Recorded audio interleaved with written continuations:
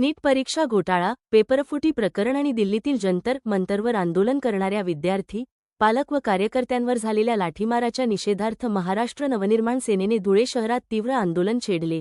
मनसेच्या पदाधिकारी आणि कार्यकर्त्यांनी केंद्र सरकारविरोधात जोरदार घोषणाबाजी करत निषेध व्यक्त केला।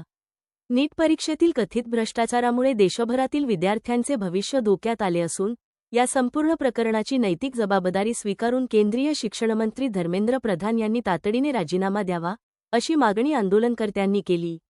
यावेळी दिल्लीतील जंतर मंतरवर आपल्या न्याय्य मागण्यांसाठी शांततापूर्ण आंदोलन करणाऱ्या विद्यार्थी, पालक आणि युवा कार्यकर्त्यांवर झालेल्या लाठीमाराचाही मनसेने तीव्र शब्दांत निषेध नोंदवला।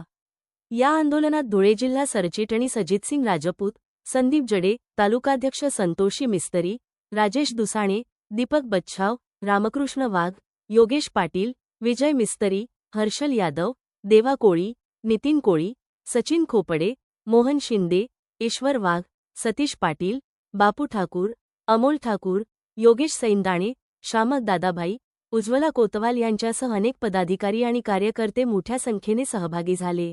1 महिन्यापासून संपूर्ण भारतामध्ये नीट परीक्षेमध्ये झालेला भ्रष्टाचार, तसेच नीट परीक्षेमध्ये पेपरफूट आणि या भारतीय जनता पक्षाच्या उर्मट धर्मेंद्र प्रसाद या केंद्रीय शैक्षणिक मंत्र्याच्या राजीनाम्यासाठी संपूर्ण भारतात आंदोलन चालू आहे।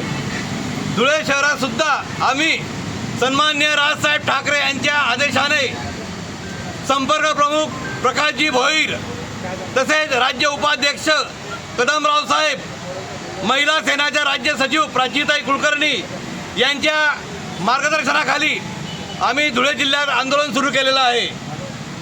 काल जंतर मंतरवर जो भ्याड हल्ला झाला, हा भ्याड हल्ल्याने आपल्याला 13 एप्रिल 1919 रोजी जो जालियनवाला बाग हत्याकांड झालेला होता, जनरल डायरनी जे अमानुष हल्ला केला, त्या हल्ल्याची आठवण करून दिलेली आहे।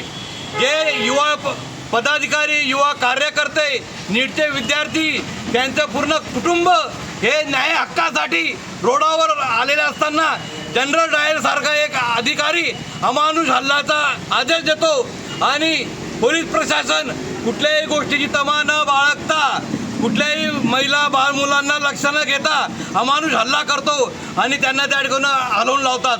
या जाहीर हल्ल्याचा महाराष्ट्र नवनिर्माण सेनेतर्फे आम्ही जाहीर निषेध करत आहोत। जर धर्मेंद्र प्रसाद यांनी राजीनामा दिला नाही तर मनसेतर्फे यापुढे उग्र आंदोलन करण्यात येईल।